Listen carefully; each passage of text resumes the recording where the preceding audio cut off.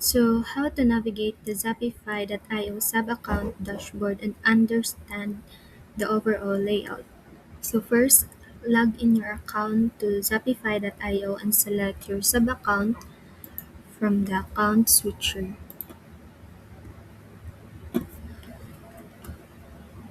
On the left side, makita nimo diri ang dashboard, conversations, calendars, contacts, and more.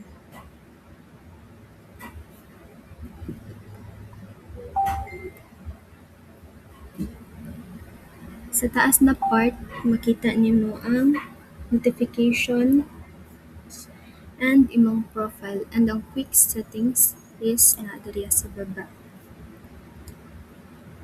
So, click lang kada menu aron ma-familiarize ka kung asa dapit ang mga features o unsa ang mga gamiton.